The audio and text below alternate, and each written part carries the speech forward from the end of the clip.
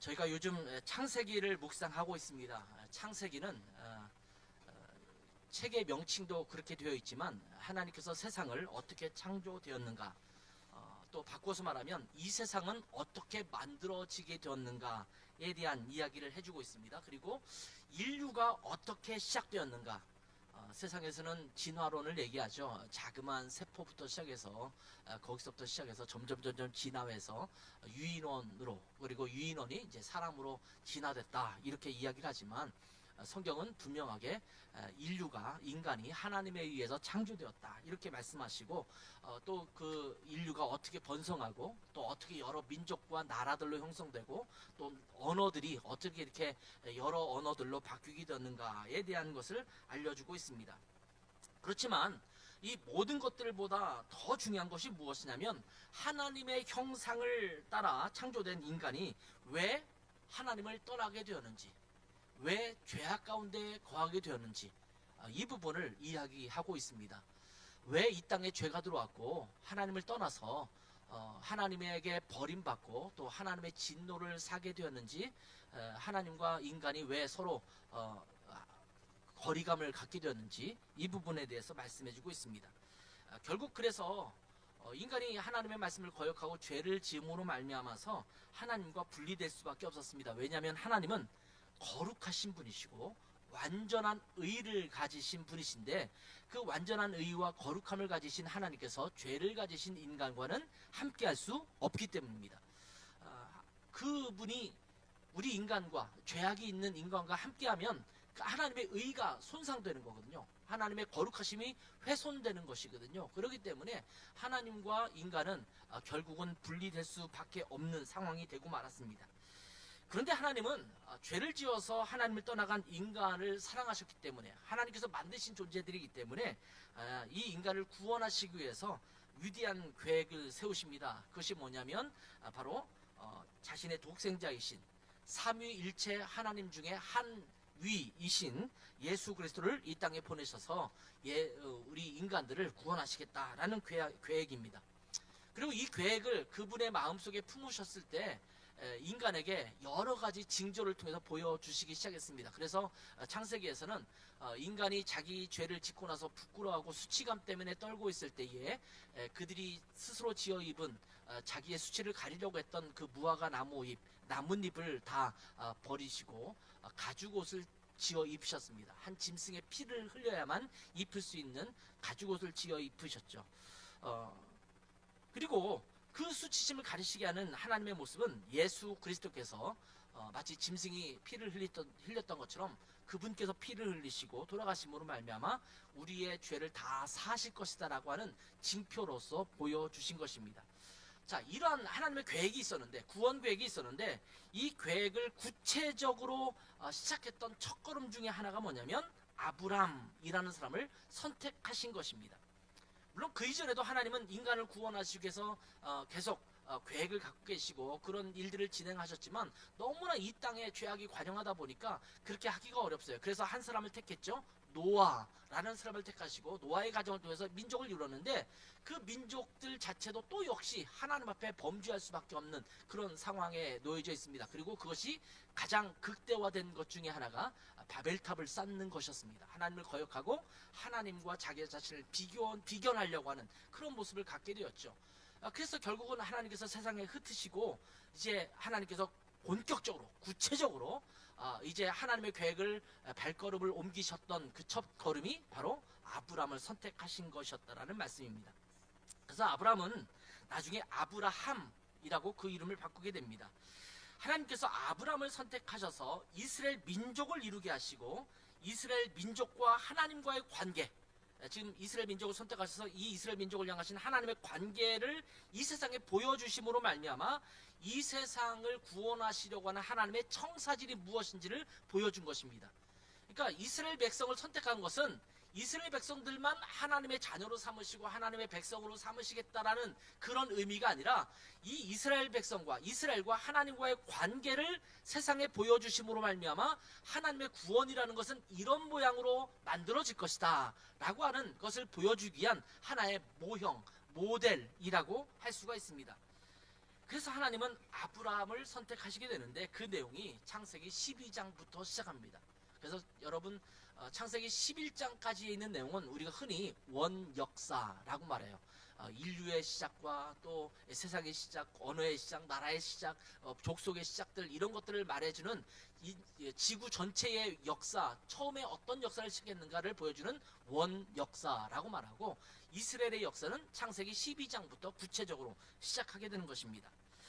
근데 여러분 가만히 한번 생각해 보세요. 아브라함의 입장, 아브라함의 측면에서 본다면 말 그대로 밑도 끝도 없이 갑작스러운 하나님의 명령에 따라서 고향을 떠나게 되는 상황입니다. 물론 하나님께서 고향을 떠나라 이렇게 말씀하시면서 축복을 이야기하시긴 하셨어요. 너가 떠나면 이런 복을 얻게 될 것이다 이렇게 말씀하셨습니다. 그렇지만 구체적인 그림을 보여주신 것이 아닙니다. 하나님이 때때로 얄궂은 게 뭐냐면 우리에게 뭔가 말씀하시는데 구체적인 그림을 보여주지 않아요.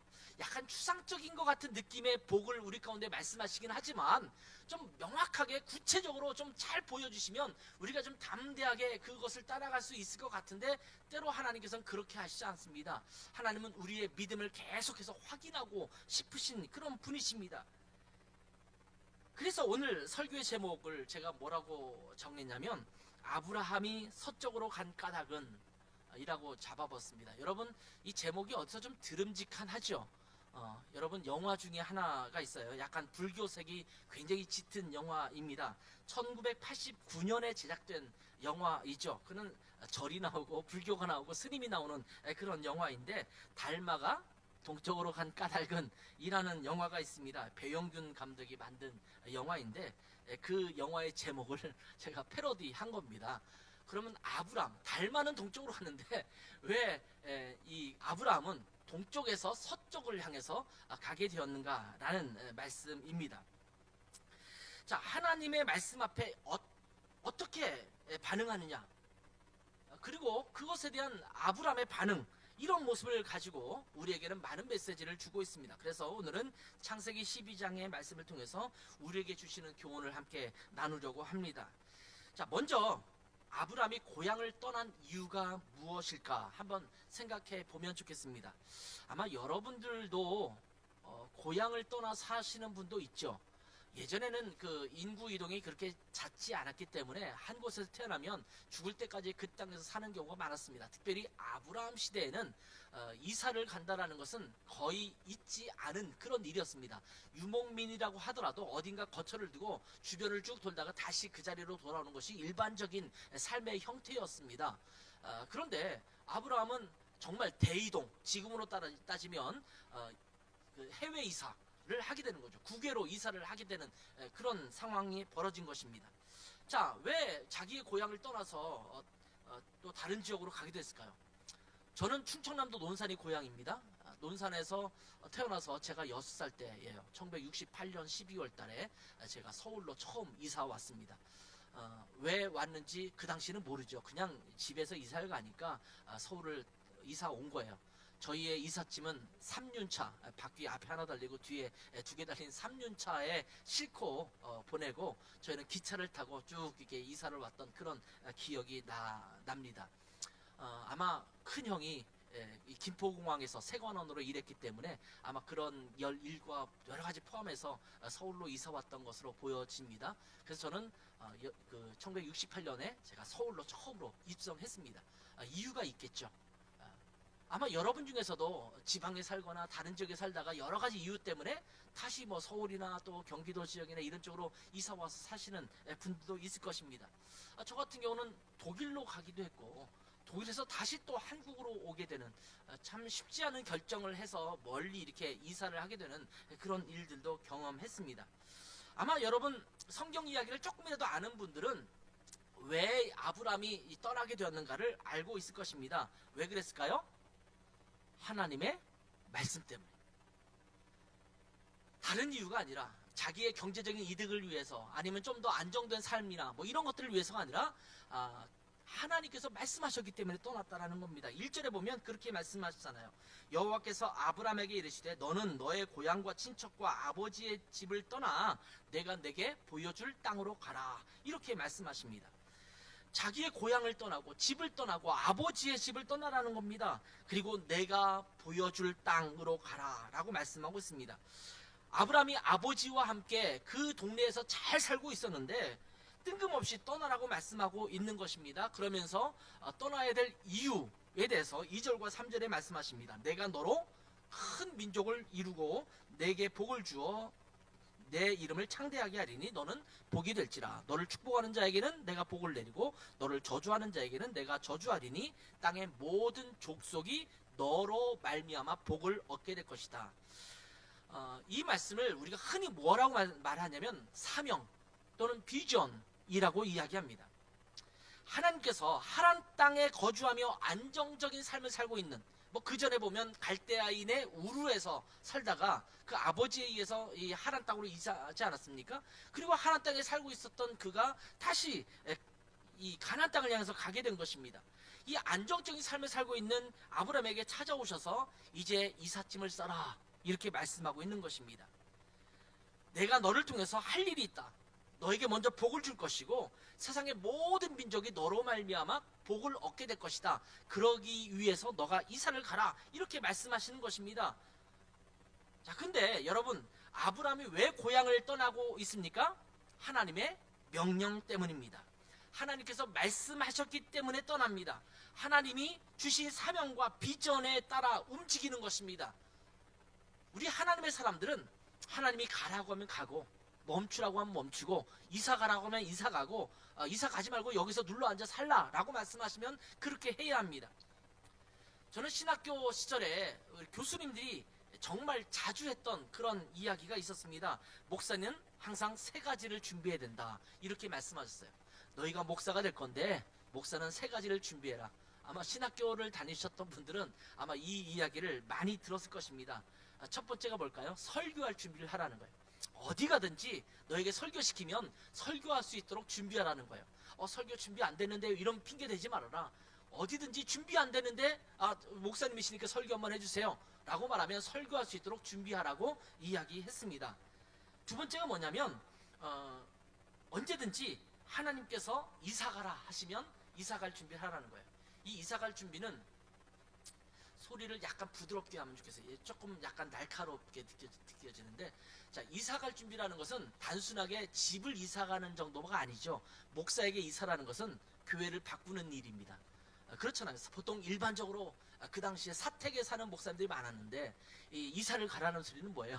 집을 떠나 그 교회를 떠나서 다른 곳으로 하나님께서 옮기시면 떠날 준비를 하라 이런 말씀이에요.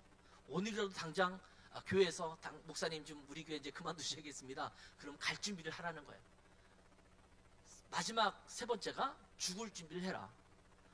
하나님께서 언제든지 너의 목숨을 부르면 순교할 각오를 하고 죽을 준비를 해라.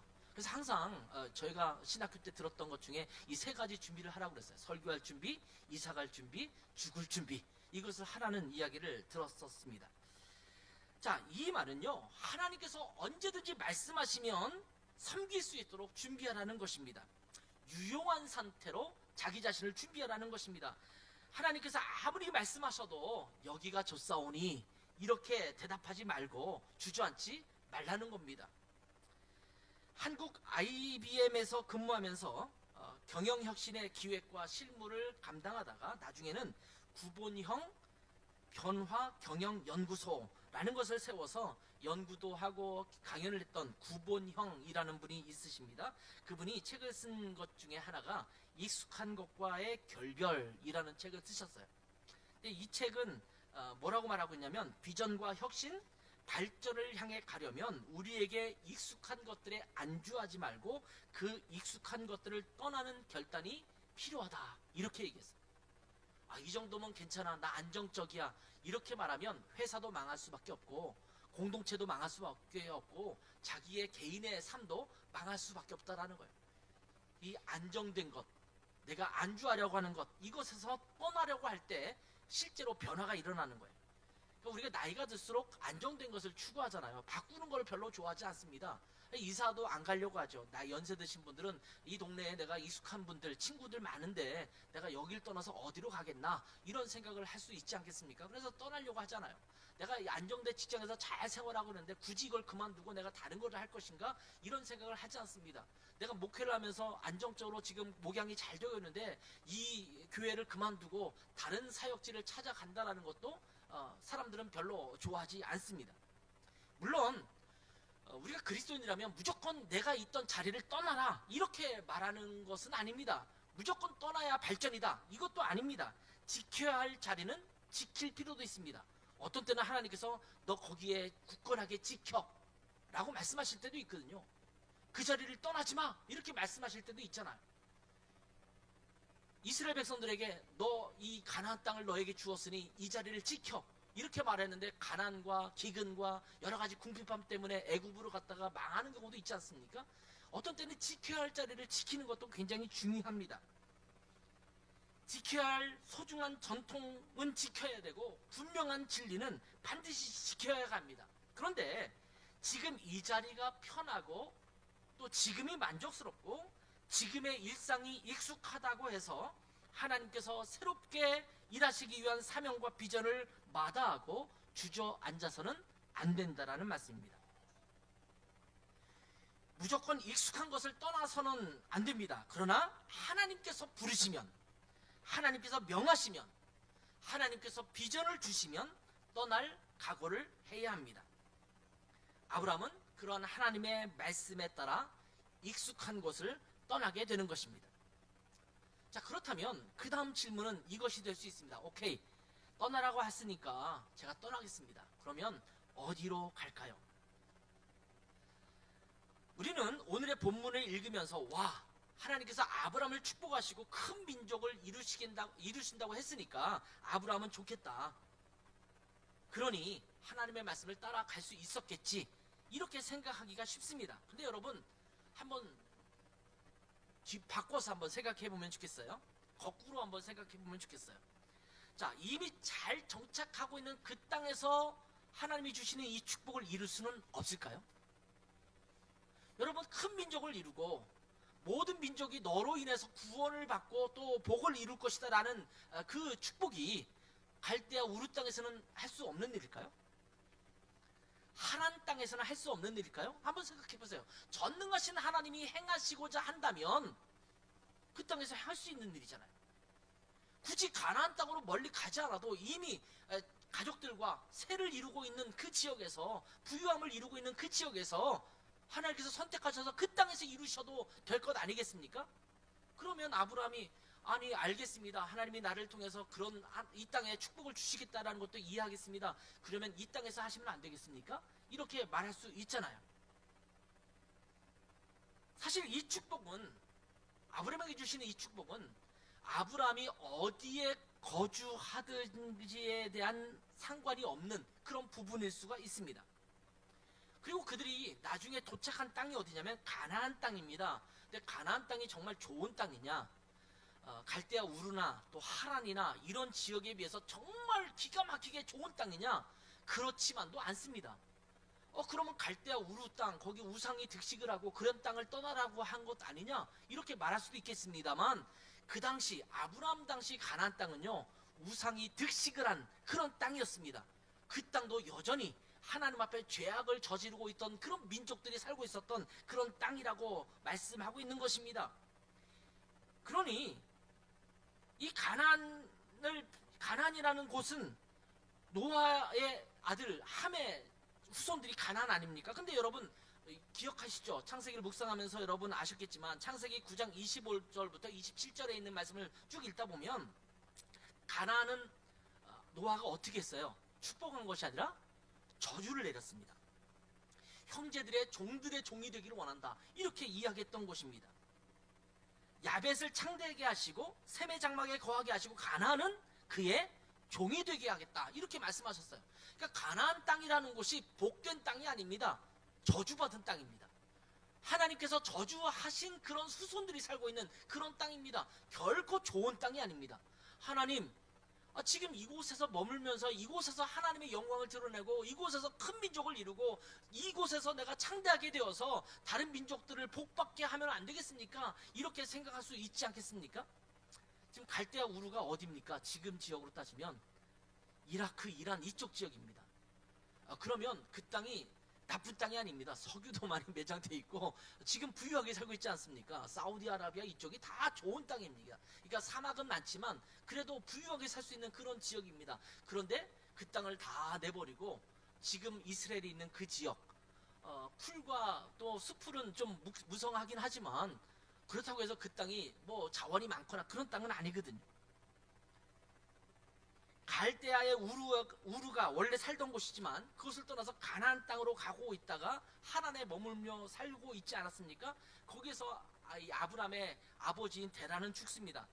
그런데 히브리서 11장 8절에 보면 하나님께서 아브람을 부르실 때 어느 땅으로 가게 했는지에 대해서는 몰랐다, 이렇게 말씀하셔요. 자, 한번 읽어보세요. 같이 한번 읽습니다. 히브리서 11장 8절입니다. 시작. 믿음으로 아브라함은 부르심을 받았을 때에 순종하여 장래의 유업으로 받을 땅에 나아갈새 갈 바를 알지 못하고 나아갔다. 여기 보면 갈 바를 알지 못했는데 따라한 거예요. 따라가다 보니까 가나안 땅으로 가게 된 것입니다. 아마 이런 상황에서 아브라함이 이렇게 하나님 앞에 말할 수도 있었을 것입니다. 하나님, 그 축복을 이 땅에서 그냥 받게 해주십시오. 이 땅에서 그 축복을 누리고 싶습니다. 그런데 하나님께서는 떠나라 라고 말씀하시고 있는 것입니다. 하나님의 계획 속에 들어오라고 말씀하고 있는 것입니다.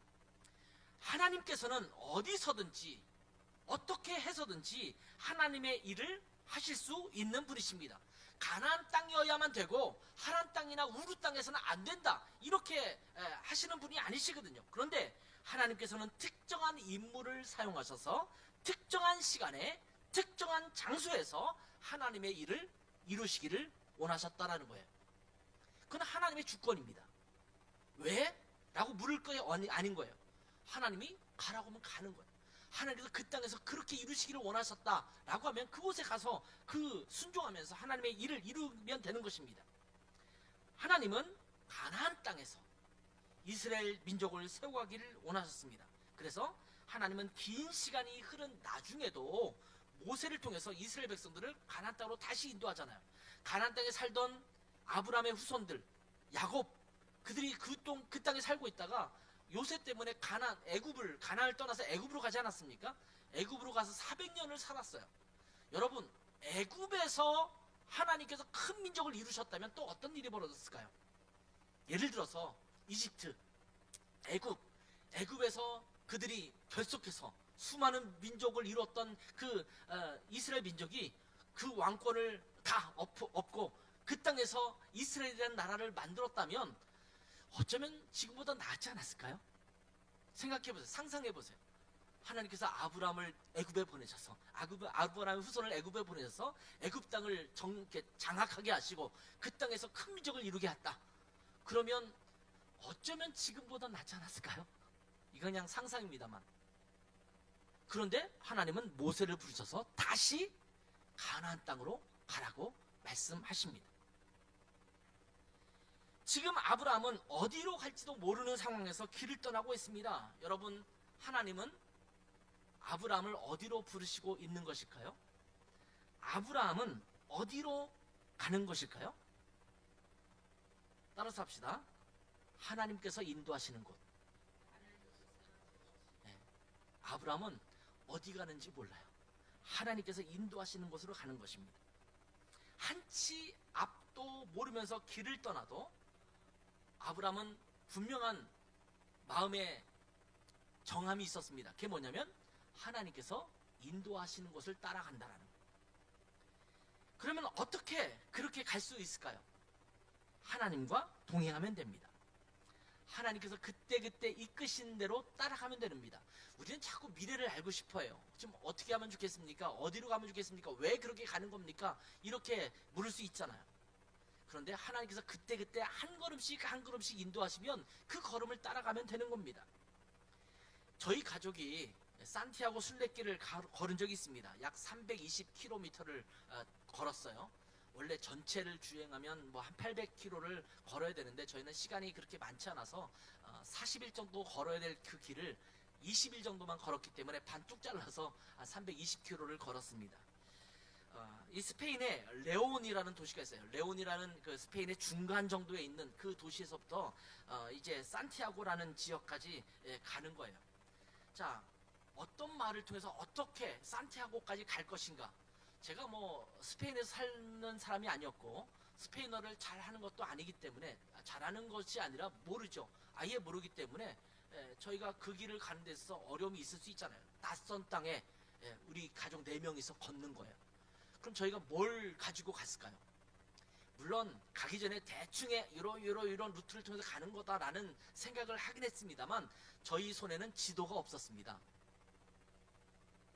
뭐 구글 맵 이런 걸 본 것도 아닙니다. 그 전혀 관계 없었어요. 휴대폰은, 스마트폰은 주머니 안에 있고 우리는 이 지도를 보고 같이 켜서 그 걸음을 따라간 게 아니었습니다. 근데도 충분히 산티아고까지 갈 수가 있었어요. 왜 그럴 수 있었을까요? 이 사진에 나오는 것을 보면 알겠지만 가는 이정표마다 이런 갈림길마다 이게 나와요. 정말 신기할 정도로 좀 갈라서려고 하면 저 표시가 또 나오고 저 표시가 계속 나오는 거예요. 그러니까 저기 지금 노란색으로 되어 있는 것이 조개 모양이에요. 조개. 이게 빗살 모양처럼 되어 있는 것이 조개 모양입니다. 야고보, 성 야고보, 산티아고라는 것이 성 야고보라는 뜻이거든요. 저 문양이 그 야고보를 뜻하는 그 상징이에요. 조개가 조개살이 있고 조개 껍데기 같은 게 있고 그 다음에 화살표가 있습니다. 가는 곳마다 저게 등장해요. 또 밖에 바닥에 붙여 있기도 하고 건물 있으면 건물 옆에 벽에 붙여 있기도 해요. 저희는 지도 하나 보지 않고 저것만 따라가는 거예요. 물론 그 다음 도시는 어디쯤까지 가야겠다라고 하는 마음을 가지고 가지만 저희는 지도 보지 않고 그냥 저 이정표를 따라가는 거예요. 한참 걷다 보면 저 이정표가 나오면 이제 이쪽으로 가면 되는구나. 또 그 길을 쭉 따라다 보면 또 다른 이정표가 나오면 또 이쪽으로 따라가는구나. 저희는 이 이정표만 따라가다 보니까 나중에 산티아고에 도착하게 되더라고요. 중간에 거의 헷갈려 본 적이 없습니다. 제가 그때 깨달은 게 있어요. 주님께서 그때마다 이정표를 보여주시면 그냥 그쪽으로 가면 되는구나. 내가 걱정할 필요가 없지. 주님께서는 우리의 길을 보여주세요. 우리가 가야 될 길은 어딘지 멀리 보여주세요. 그렇지만 그때 어떻게 걸음을 옮겨야 될 것인가에 대해서는 하나님께서 그때마다 말씀해 주시는 거예요. 성령님께 민감해서 성령을 통해서 주시는 말씀에 순종하면 하나님께서 따라가는 그 길을 따라 쭉 가다 보면 마지막 하나님께서 주셨던 사명과 비전에 도달하게 되는 것입니다. 우리는 가능하면 자세한 것을 다 알기를 원합니다. 지금 아마 그 MBTI를 보면 T 성향이 좀 그런 성향이죠. 뭔가 잘 계획이 돼 있어야 돼요. 몇 킬로를 걸어야 되고 거기서 뭐 주유를 해야 되고 그 다음에 얼마나 가서 거기서 밥을 먹어야 되고 메뉴 중에서는 어떤 메뉴를 먹어야 되고 이런 식의 이동 경로를 쭉 조사하고 또 계획을 짜서 가는 분도 있어요. 그래야지만 안심이 되는 그런 분들도 있어요. 근데 하나님께서 인도하시는 길을 우리가 따라갈 때는 때로 앞을 보여주지 않고 그냥 따라오라고만 하실 때도 있습니다. 물론 하나님께서 이미 보여주시는 데도 있어요. 그렇지만 그렇지 않습니다. 여러분, 모세가 이스라엘 백성들을 이끌고 출애굽할 때에 분명한 목적지는 정해져 있었어요. 어디로 가라고 그랬어요? 가나안 땅으로 가라고 했어요. 여러분, 가나안 땅까지 가는 출애굽의 여정을 쭉 보시면 알겠지만 아마 우리가 볼 때는 갸우뚱하는 여정을 갖고 있습니다. 왜 이렇게 가지? 이렇게 가면 금방 빨리 갔을 텐데 왜 40년 동안 여기서 헤매다가 이렇게 갔을까? 이런 그 의문점이 들 수 있습니다. 다른 이유가 없습니다. 구름 기둥과 불 기둥으로 그때마다 하나님께서 인도하시는 것을 따라가는 거예요. 하나님은 40년 동안 그 광야길을 다니기를 원하셨어요. 그리고 하나님이 정하신 때에 가나안 땅에 도착하게 하신 것입니다. 아무것도 보이지 않는 때가 있습니다. 주님께서는 그냥 그때마다 따라오라고 말씀하시고 있는 것입니다. 지금은 조금 시들해진 것 같지만 한동안 방탈출 카페라는 것이 유행했었습니다. 여러분 혹시 가보셨어요? 저희 교회 성도님 중에서는 안 가본 사람이 거의 100% 있을 거라는 생각이 들어요. 뭐 순정형제나 지은자매는 갔다 왔는지는 모르겠지만 대부분은 안 갔을 것 같아요. 방탈출 카페라는 건 들어보셨어요? 예, 저는 이제 입구나 이런 데는 본 적이 있는데 우리 아이들도 거기 들어가겠다고 해서 한번 한국에 옛날에 방문했을 때 아이들과 거기 들어가서 있으라고 그러고 저희는 밖에서 카페에서 진짜 카페에서 커피 마시고 기다렸던 기억이 있습니다. 한 방에 들어가면 거기에 무슨 단서를 찾고 한참 동안 단서를 가지고 찾으면 그 다음 방으로 들어갈 수 있는 열쇠가 딱 등장해요. 그러면 그것을 열고 그 다음 방으로 가면 또 거기에 여러 가지 미션이 주어지고 그것을 하다 보면 거기서 또 다음 방으로 갈 수 있는 열쇠를 찾게 되는 거예요. 그래서 계속 방을 탈출해서 마지막 출구까지 나가게 되는 것, 이것이 방탈출 카페입니다. 그때마다 문제를 해결해야지 그 다음 방으로 넘어가는 거예요. 그 다음 방에 뭐가 있을지, 어떤 미션이 있을지도 아무도 알지 못합니다. 때로는 하나님께서 우리의 삶을 그렇게 인도하시는 거예요. 자, 너희는 지금 방탈출 카페에 들어가 있는 거야. 지금 이 자리에서, 이 시간에 너가 해야 될 미션이 있어. 이것을 잘 해봐. 다른 방, 그 다음 방 무엇인지 너 신경 쓰지 마. 여기서 너에게 주어진 것을 잘 해. 그러면 지금 이 자리에 내게 주신 미션을 잘 해나가면 그 다음에 하나님께서 그 다음 방 열쇠를 주시는 거예요. 한 발자국씩 옮길 때마다 주님의 인도하심을 받는 것입니다. 다행히 감사한 것은 늘 열쇠가 정해져 있습니다. 오직 하나님만, 또 주님만 의지하면 그 길은 열리게 되어 있습니다.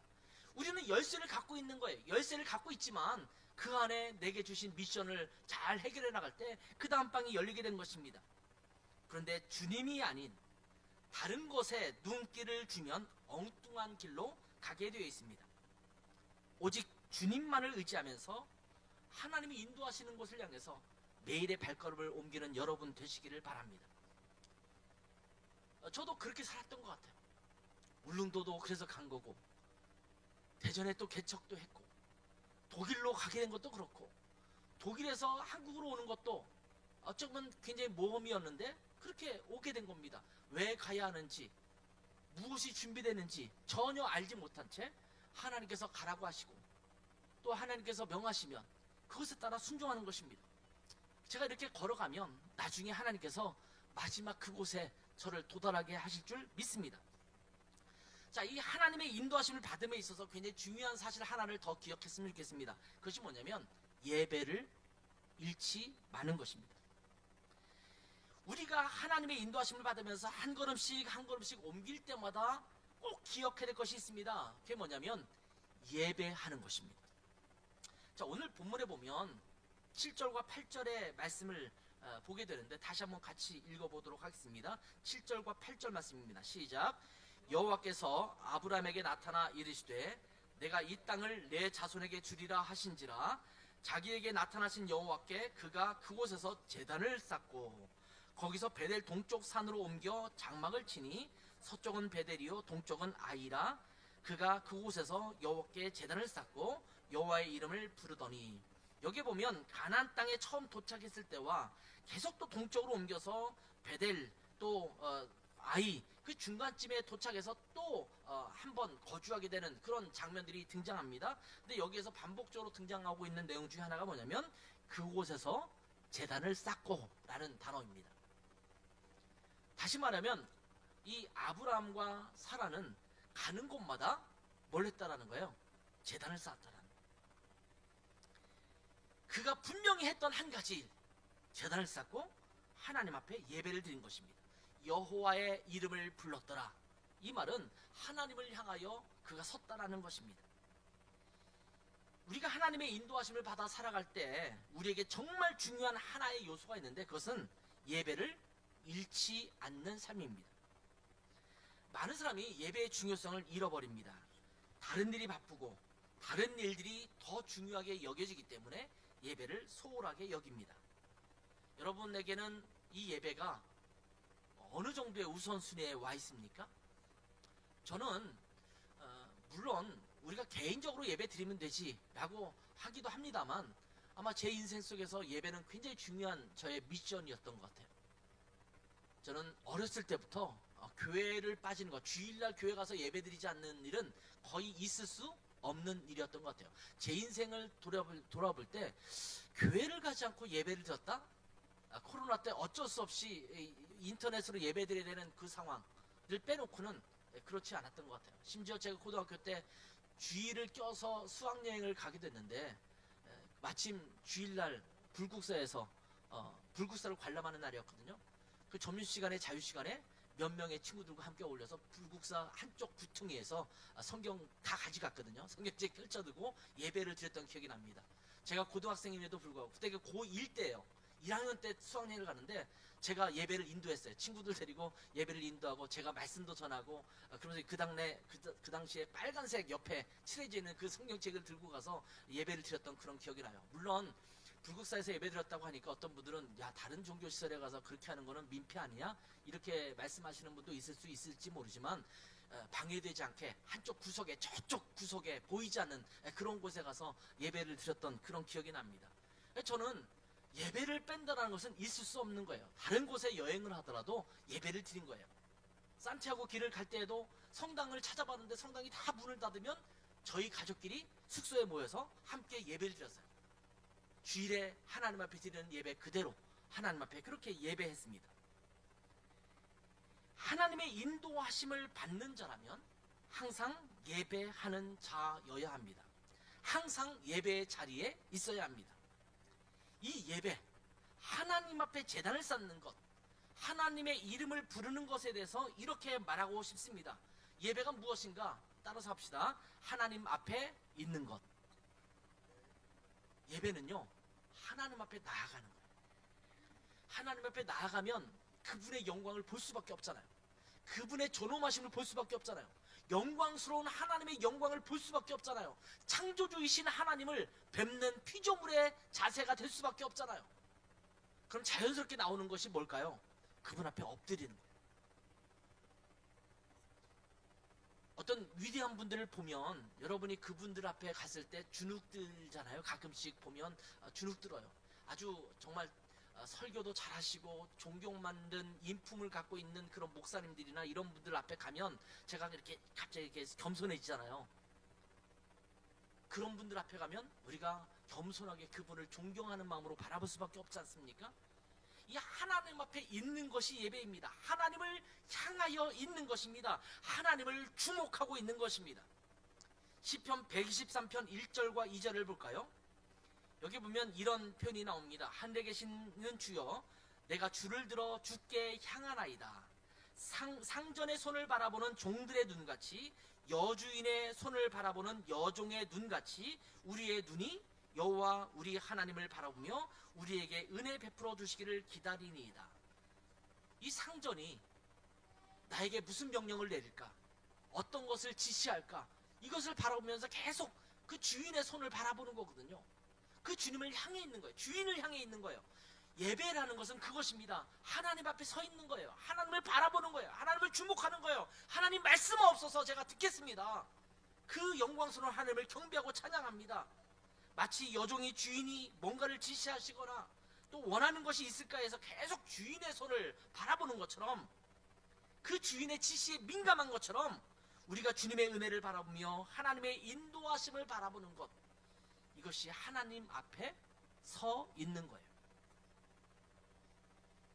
우리가 하나님의 인도하심을 받을 때 굉장히 중요한 것 중에 하나, 하나님 앞에 서 있을 때 하나님께서 말씀하세요. 하나님께서 이끌어가세요. 이 예배를 놓치면요, 하나님이 인도하시는 것처럼 착각하면서 내 뜻대로 살아가기가 참 쉽습니다. 예배를 놓치면 성령님이 우리를 주관할 수가 없어요. 우리가 하나님을 온전히 향할 때 성령님이 우리 안에 내주하셔서 우리 가운데 역사하시는 것입니다. 하나님은 하나님의 인도하심을 따라 자기의 익숙한 고향 땅을 떠나 하나님께서 지시하시는 그곳으로 떠나는 사람이었습니다. 떠난다는 것은 꼭 장소적인 것만은 아닙니다. 내게 익숙했던 것, 그리고 내가 바꾸지 못하고 머뭇거렸던 것들, 또 하나님의 사명과 비전을 향해 나아가려고 함에 있어서 나로 하여금 그 사명과 비전으로 나아가지 못하게 만드는 불안함, 또한 안주하려는 욕심, 이런 것들을 내버리고 하나님의 인도하심에 맡겨버리는 그런 삶이 우리 가운데 이루어지기를 바랍니다. 아주 짜릿한 놀이기구를 탈 때 처음에는 불안합니다. 근데 그 놀이기구에 자기 자신을 온전히 맡기면 더욱 즐겁게 그 놀이기구를 즐길 수가 있습니다. 여러분, 아무리 짜릿한 것도 반복해서 계속 타다 보면 이제 짜릿한 기분이 없어져요. 왜?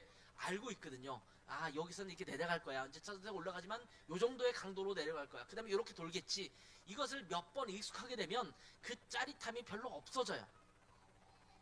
근데 하나님은 우리의 삶을 정말 재미있게 이끄시는 그런 분이시기 때문에 우리가 갈 길을 알지 못하도 하나님의 인도하심을 온전히 따라간다면 우리의 삶을 더 멋지게 이끌어 가시는 하나님의 능력을 경험하게 될 줄 믿습니다. 이 하나님의 인도하심을 우리 교회 공동체가 경험했으면 좋겠고, 또 올 한 해 우리 각자의 삶에서, 가정에서, 여러분의 일터와 직장에서 그것을 누릴 수 있는 여러분의 삶이 되기를 주님의 이름으로 축원합니다. 기도하겠습니다. 하나님 아버지, 하나님의 인도하심에 민감하기를 원합니다. 우리가 익숙한 것, 안정되어 있는 것, 이것에 주저앉아 있으려고 하는 우리의 마음이 너무나 강하지만 하나님, 그것에 안주하지 않게 도와주시고, 하나님께서 말씀하시는 것에 귀 기울여 듣게 도와주시고, 하나님께서 보라고 하는 것을 보게 하시고, 하나님께서 인도하시는 곳을 향해서 과감하게 걸음을 옮길 수 있는 믿음의 결단이 우리 삶 가운데, 우리 가정의 삶 속에서, 우리 직장의 일터에서, 우리의 공동체 안에서 온전히 누려질 수 있도록 은혜 베풀어 주시기를 원합니다. 그래서 하나님의 인도하심에 순종하며 갈 때 우리 가운데 베풀어 주시는 하나님의 놀라운 복을 깊이 누릴 수 있도록 축복하여 주시옵소서. 감사하며 예수님의 이름으로 기도했습니다. 아멘.